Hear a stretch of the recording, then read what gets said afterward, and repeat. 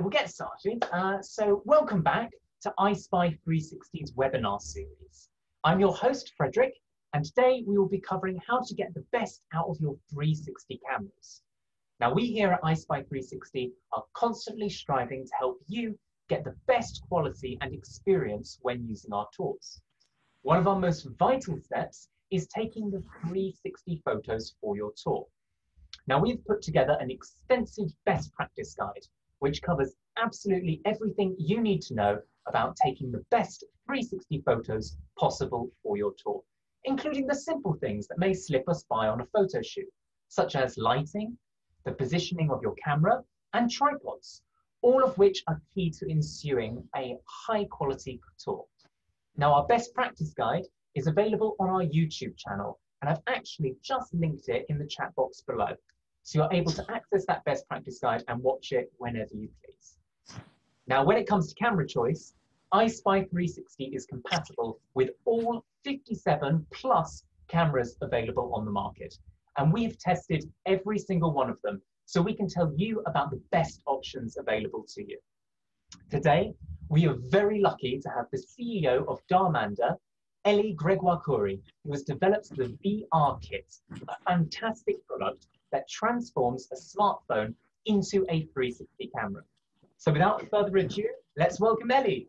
Elie, thank you so much for coming on with us today. Thank you for inviting me.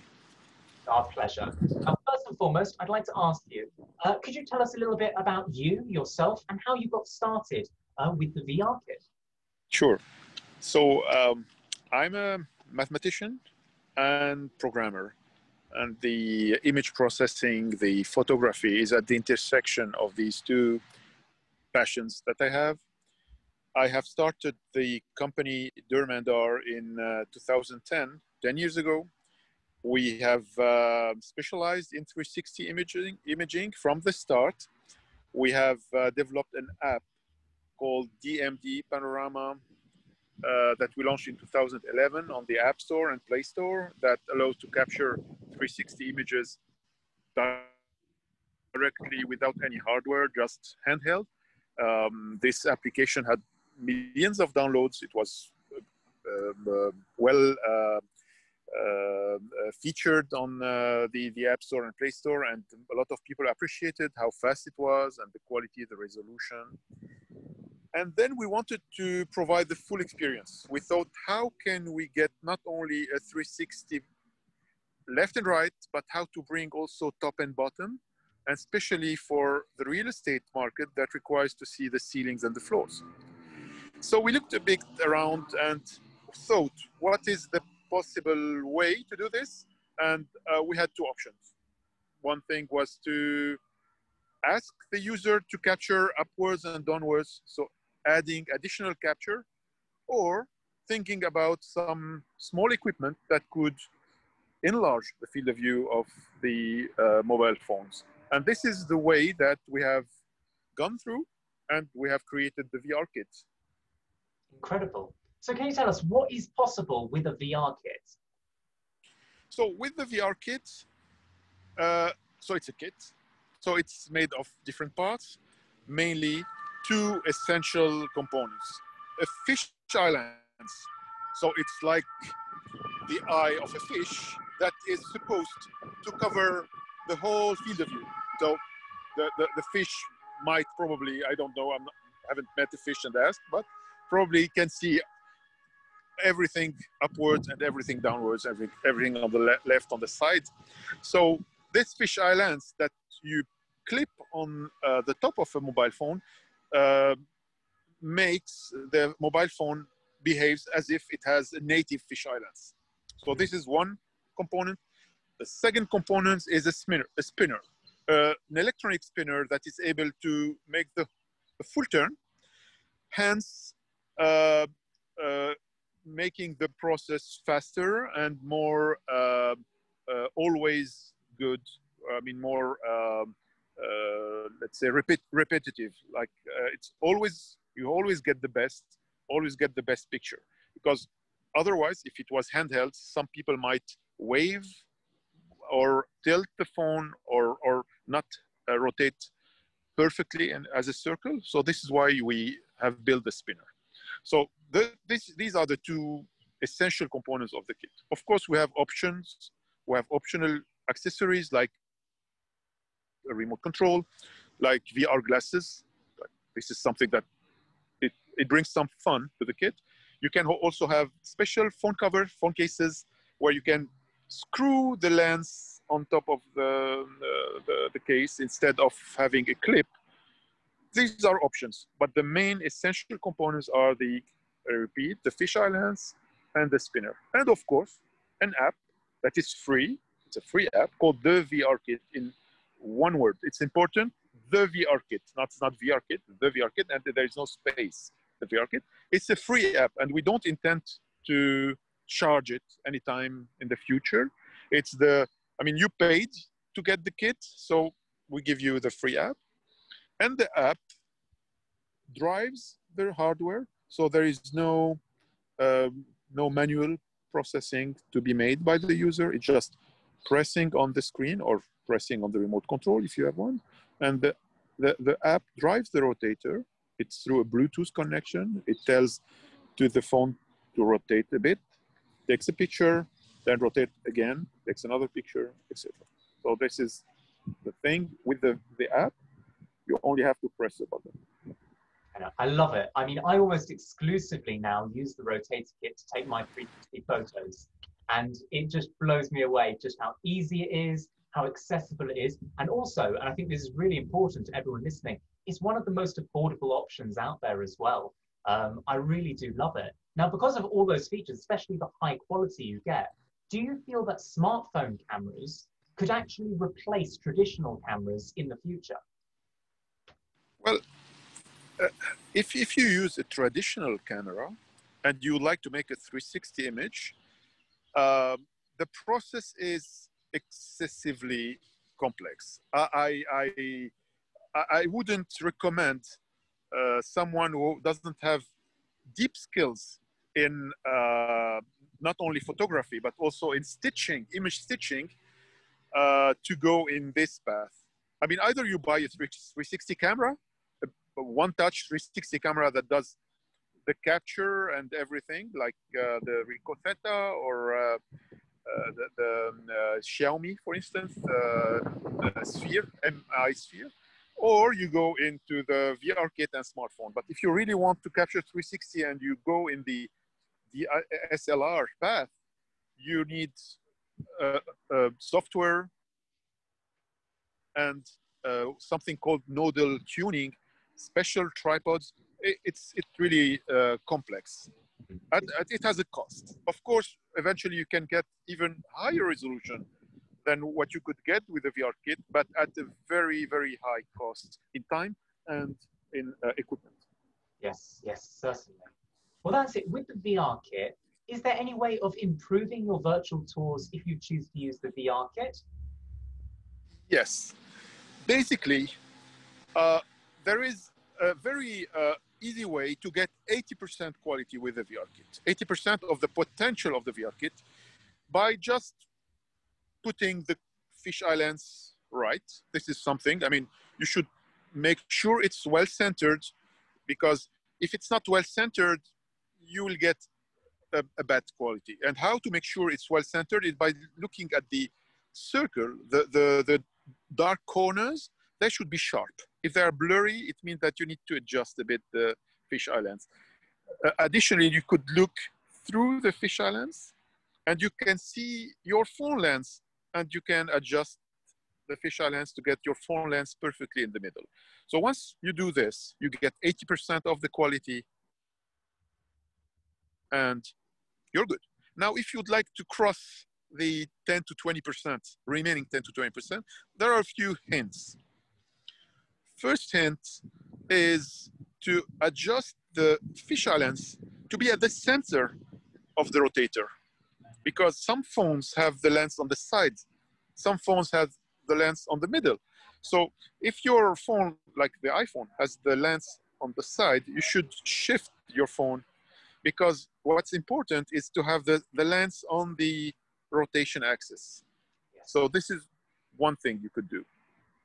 An additional thing you could do is to tilt a bit your phone upwards. Why? Because the bottom has a tripod. So you'd like to hide the tripod. You don't want to have your tripod visible. But on the top, you'd like to have the best quality on top because there is, I mean, the quality of the ceiling and whatever is on top. So instead of capturing evenly the bottom and the top, it's better to put more effort on top and ignore the bottom. So you could tilt the phone upwards. And with the VRkit, you have a phone holder that is tiltable. And you can tilt a bit your phone upwards. Oh, well, Ellie, I think we just lost you there. Oh, you're back. Yes, I'm back. Sorry, I got the no problem. Remove. Oh. So yeah, so these are the two tricks. Shift the phone and tilt it upwards. Of course, you need a tripod, and it's good to have the lens at eye level, because when you're going to look at the virtual tour, in order to have a natural view, you should be as if you're standing in the virtual tour. So you're looking through your eyes at the picture capture at the eye level, and the feeling will be natural. So these are the tips. And I don't think there is other than well preparing the room. This is something that is, I mean, outside, I mean, the equipment, it's about the room itself and how to prepare it. Definitely. Those are really incredible tips. I'm definitely going to be using those on my next shoot. So my next question is, how important is the person actually behind the camera? Or with a VRkit, could anyone use it? So, given the hints that I've just mentioned, if you just follow them, anyone at the press of a button will get the same quality. So there is no additional skills. You can start the capture in any direction, though I would recommend not starting in front of a window directly, because maybe if you are directly at a very lit spot, a lot of lighting, it might impact the following capture. Though we have developed the HDR, high dynamic range, and I strongly recommend everyone to capture with the HDR mode activated. It's in the settings. There is, by default, there is automatic, auto. So there is a button with written auto. This is the auto exposure, and there is an HDR mode. So I strongly recommend you go HDR. HDR will capture multiple images in each direction to balance the dark regions with the highly exposed regions, and to have a good average result, making what's outside and inside clear enough. So with this in mind, there is no additional skills, because the app with the HDR will adapt to any lighting and make a good result. So just a small recommendation, don't start in front of the window, start anywhere else. Other than this, everyone should have the same quality in output. Yes, and that's it. Even us ourselves, we recommend taking the photos in the middle of each room. So definitely, if you're taking those photos there, you won't have any issues with the windows. You'll be able to fully capture that space, which is wonderful. Lovely. So my last question for you, in sort of our interview segment in today's presentation, is where do you see the virtual tour industry and the photography industry going in the next 5 to 10 years? Well, it's a not easy question. I'll try to answer with my experience and what I've seen so far. So the floor plans and the 3D representation of the houses is definitely something that is a trend that people are using and they are asking for. I can imagine that with the drone technologies, maybe in short future, we would be able to just drop a small drone with a camera that will be able just to go through the house, make all the capture, rotate, turn, go in each room and come back and the tour is done. But maybe I'm dreaming. We are considering this technology. We have put some effort in R&D into drone capture. I don't know which time frame we will get a result, but well, this is maybe something we will see. That'd be absolutely incredible. Imagine all these little drones flying around making virtual tours. It'd be absolutely incredible. Lovely. So I do see we've had a few questions sent in by our guests in today's webinar. So I'm just going to ask you a few of our sort of attendees' questions. Our first question is, how much does the VRkit cost? Okay, so we have priced it at $109.99, so a bit less than $110. It comes with the regular shipping. So regular shipping means it can be between 10 and 20 days, depending on the destinations, on the countries. And there is an additional $10 if you would like an expedited shipping, which is around 2 to 4 business days. Wow, fantastic. So you can get it really quick. And also, just for everyone to know, the VRkit is by far one of the most affordable options out there. Sort of our next suggested 360 camera would usually be around $350, $400. So at $109, the VRkit, the quality, the sort of quickness of the photo being stitched is absolutely one of the best options out there. This is US dollar, of course. Yes. I mean, it's US dollar, and there is a coupon probably that you guys distribute that can also get a 10% discount on the price. Yes, yes. So we also do offer that out. If you already have a copy of our Get Started guide, you'll have that discount already. If not, do please feel free to send me an email directly at support@ispy360.com, and I can send that coupon onto you as well. So you can use that when ordering your VRkit. So our next question is, can you fit VRkit onto any tripod or only the one you mentioned? Any tripod, any photo tripod, yes. We have a standard screw on the bottom, standard thread, sorry, and you can put on any tripod. We recommend that, I mean, if you don't have a photo tripod, instead of going and buying a photo tripod, you could get a light stand.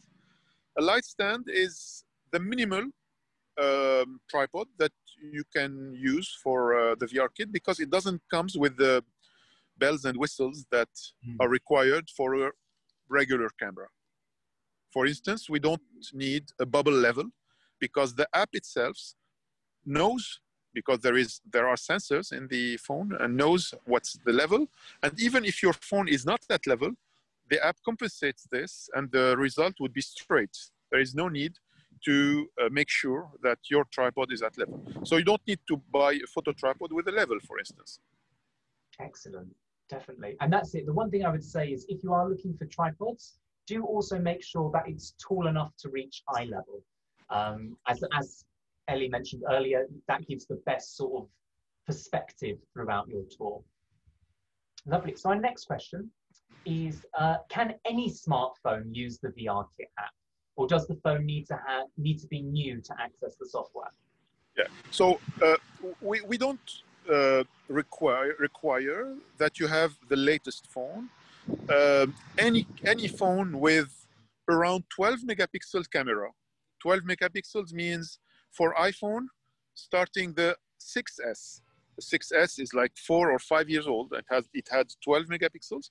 And the quality on the 6S is very comparable to an iPhone 11 Pro Max. So there is barely an advantage to get something, a phone that is more complex or more recent than the iPhone 6S. For Android, I would like to highlight that if you buy an entry-level phone, it might not have a special sensor that we require that is called the gyroscope. So if you pay your phone below $200 US, you need to check that this sensor is available. If you buy anything above 200, it should have this sensor. So how to know?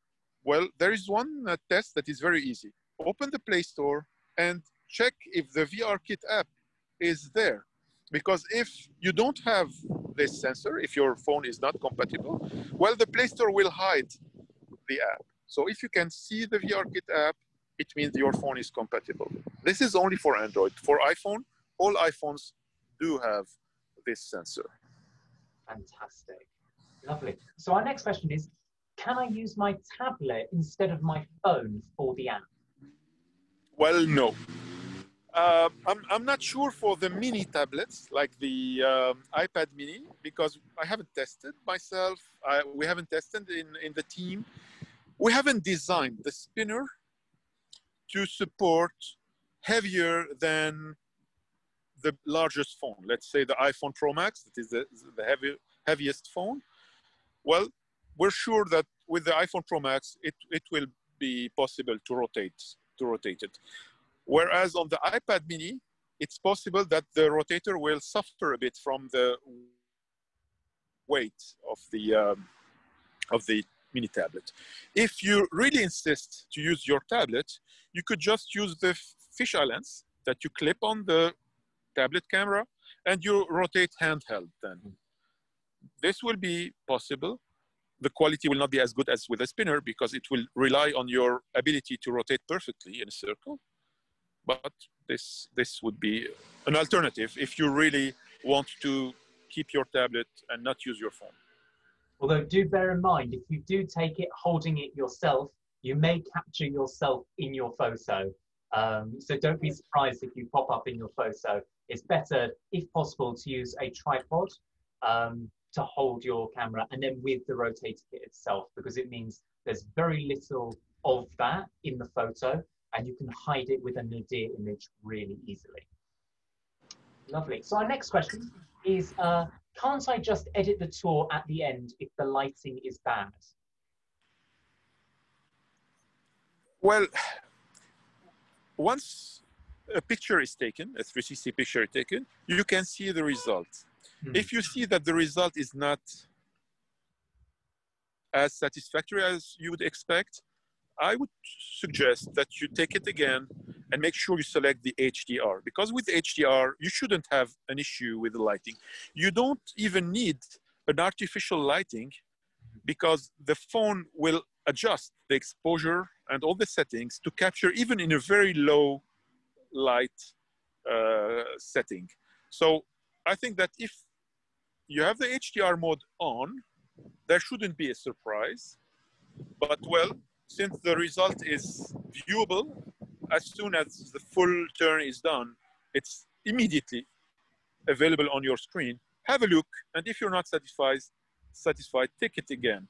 Because afterwards, any edit will not give you a significant improvement. If it's too dark, it will stay dark, and you will get a picture with artifacts if you try to improve the lighting with Photoshop or any software to edit the picture. Yes, and I'll also add on to that, that when you're taking your photos, we do recommend to make sure that if you have any lights in that room, that those lights are switched on, and that if you have any blinds or curtains, that those are open. So you can get as much natural light into the space as well, as that will really help with the lighting conditions for your photos. Excellent. Yes. So our next question is, does the placement / height of the camera play a role in the final outcome of the virtual tour? Or can the camera be placed anywhere? Well, in the middle of the room, at eye level. Yeah, exactly. I think we did mention that earlier on, but yes. Yes. Also, as mentioned, in our best practice guide, which is a video on our YouTube channel, there is all of the information about how to take the best 360 photos for your tour. And that gives all the information about placement, lighting conditions, and the camera height. So I've shared that link in the chat box. So if you head there, you'll definitely be able to see that in full. And then our last question, and I do believe you answered this earlier, but just again for our audience, does the app cost anything? Well, no, the VRkit app is free, and we don't intend to change this. Fantastic, that's brilliant. So that means it's easy access for you guys. So as soon as you have your VRkit, the rotator itself, you can get up and running it straight away. Wonderful. So that's our last question for today, Eli. Thank you so much for coming along to today's presentation. It's been wonderful having you. Everyone who's joined us today, again, thank you so much for coming along. Our next session will be on Friday, which is our Future Friday session, where we'll be joined by a Hollywood director, Hooman Khalili, who created the first feature-length film made entirely using a smartphone. So definitely come along to that. It's going to be super exciting. Again, Ellie, thank you so much for coming, and I hope you have a wonderful rest of your day. Everyone out there? Excellent. Thank you. My pleasure. Bye. Bye. And everyone watching, please do stay safe and stay healthy out there and have a really wonderful rest of your day. Thank you. Bye.